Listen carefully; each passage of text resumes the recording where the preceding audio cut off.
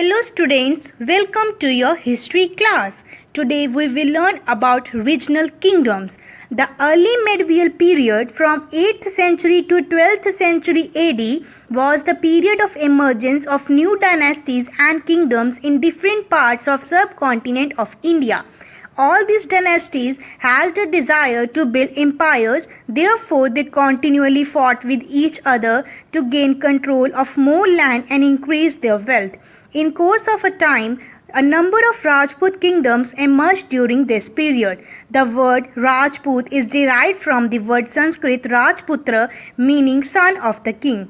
They believed themselves to be the descendants of the sun god called Suryavansh and moon god Chandravansh. And ancient kings among all the Rajput kingdoms, the Chahmanas or the Chauhans were the most prominent. Rise of new kingdoms. The land grants grew in number in the century and became widespread throughout the country. There was emergence of big landlords in the different regions of various high-sounding titles such as Samanta, Mahasamanta or Rana. As Samantas gained power and wealth, they asserted their independence from their overlords. One such historical incident is the emergence of Rashtrakutas in the Deccan. In their primary stage, they were the subordinates of the Chalukyas of Karnataka in the mid-century. Danti Durga, the founder of this kingdom, overthrew the Chalukyan king Kiratvarman and took over the reins of the kingdom. He performed a rituals called Hiranyagarbha. When these rituals were performed with the help of the Brahmins, it was thought to lead to the rebirth of sacrifices as Kshatriya, even if he was not one by the birth.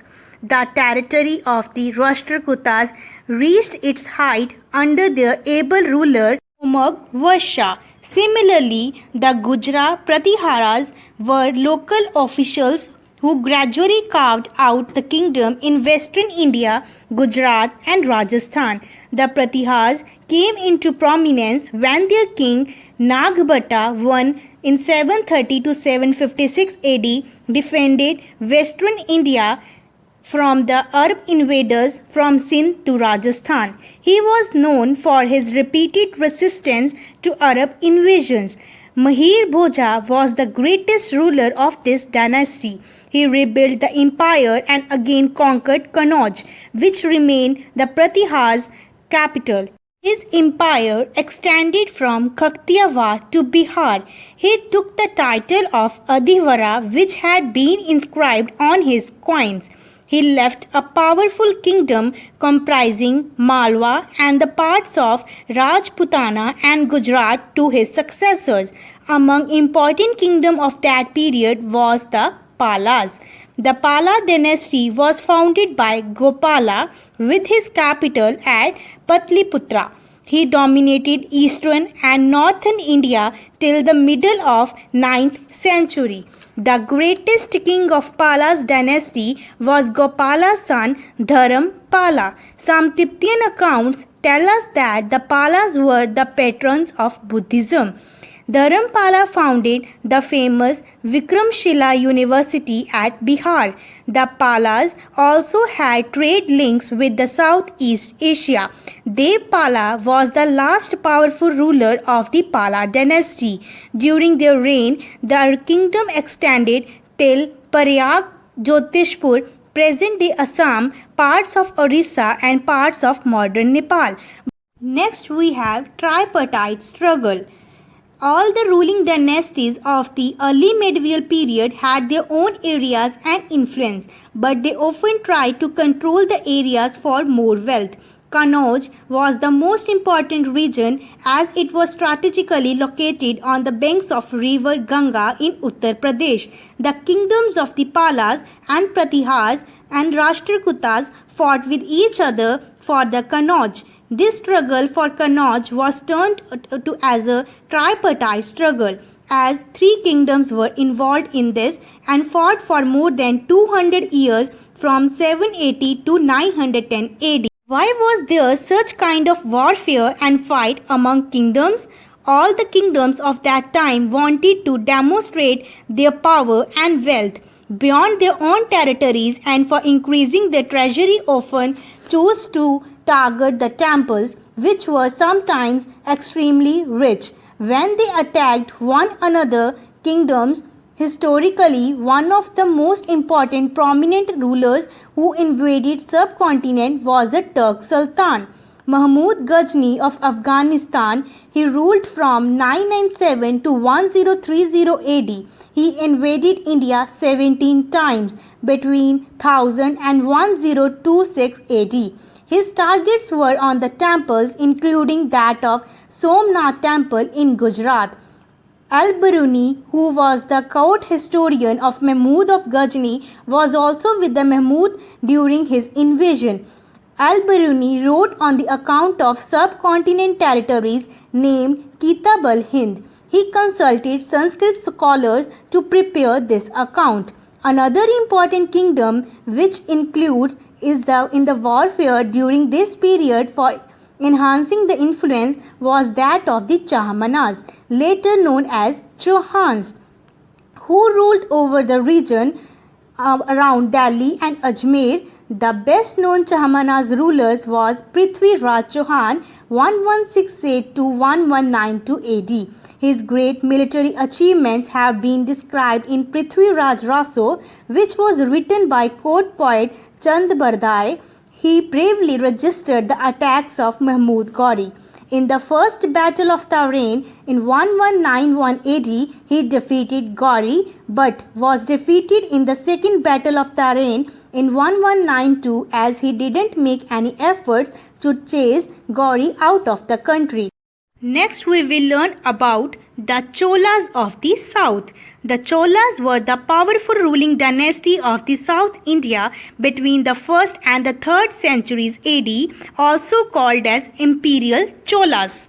After going into decline for some centuries, the Cholas rose again in the second half of the 9th century AD as one of the most brilliant dynasties in Indian history. For the next 400 years, the Cholas overruled over the South India. This period is referred to as Classical Age of South Indian history. The successor of Vijayalaya conquered the neighboring regions and kingdoms grew in size and power. Under this dynasty, we have Raja Raja Chola from 985 to 1016 AD. As he was the most powerful ruler of the Chola dynasty, he defeated the Chalukyas of the Kalyani, the Pandyas, the Cheras and Vengis. He controlled his islands of Sea, Lakshadweep and Maldives. He introduced the two important features of the Chola administration, the navy and local self-government. He was the founder of the powerful Chola navy. Raja Raja Chola was the great builder. He constructed the beautiful Brideshwara temple dedicated to the Shiva at Tanjore. It was the finest example of this Chola dynasty. Next we have the Rajendra Chola from 1014 to 1044 AD. Rajendra Chola succeeded his father Raja Raja and took the Chola Empire to greater heights. He continued his policies and even raided the Ganga Valley, Sri Lanka and the countries of Southeast Asia, developing a navy for these expeditions. He assumed the title of Gangaikonda and founded a new capital called Gangaikonda Cholapuram. The next we have the temples. The Chola, being great patron of art and architecture, made significant contributions in these fields. The big temple of Tanjore and Gangaikonda Cholapuram, built by Raja Raja and Rajendra Chola, were architectural and the sculptural marvels. Next we will learn about the features of temple architecture. The temples are in Dravidian style, South Indian style. Chief feature is Vimana or lower Gopuram were richly ornamented in Brideshwari temple. The Vimana or tower is about 5 meters high upon the square, comprising 3 successive stories. It is crowned by single block of granite 7.5 meter high and about 80 tons in weight. The temples during this period emerged as social, cultural and political institutions.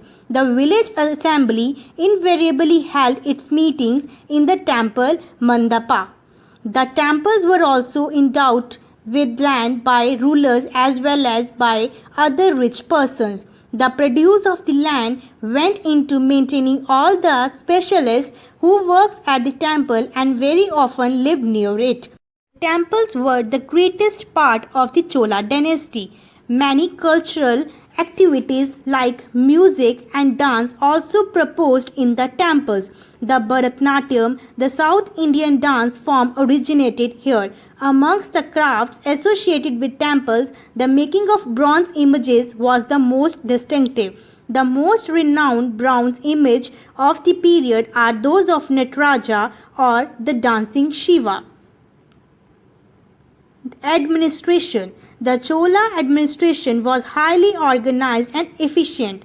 The king Raja built up the Chola power with his clever administrative skills. The king was the head of administration and ruled with the help of his ministers. The Chola empires was divided into mandalams, provinces or states. Vala Nadu's district and Nadu's villages were smaller units.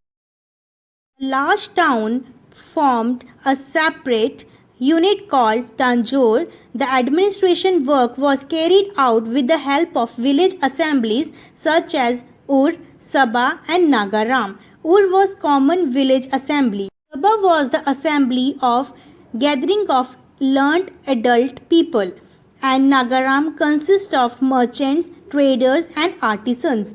Each village had a treasury of its own and accounts were maintained properly. These assemblies are made to look after the affairs of the village. Irrigation. Irrigation was given special attention and tanks, wells, dams and artificial lakes were built to ensure ample water. Irrigation channels were built that carried water from the river and lakes to the field. Revenue. The major source of revenue was the land. The land was categorized according to its production. The king took 1/3 of the produce either in cash or in kind. In case of failure of crops due to drought or heavy rains, the land revenue was exempted. Other taxes included professional tax and those on trade, forest, mines, irrigation and salt. Villagers increased their activity to get the revenue from the land. Literature. Language and literature also progressed significantly under the Cholas. They encouraged the study of grammar, astronomy, philosophy, art, etc. Many literary works translated from Sanskrit into Tamil, Telugu and Kannada languages. Kumban wrote the Ramayana in Tamil.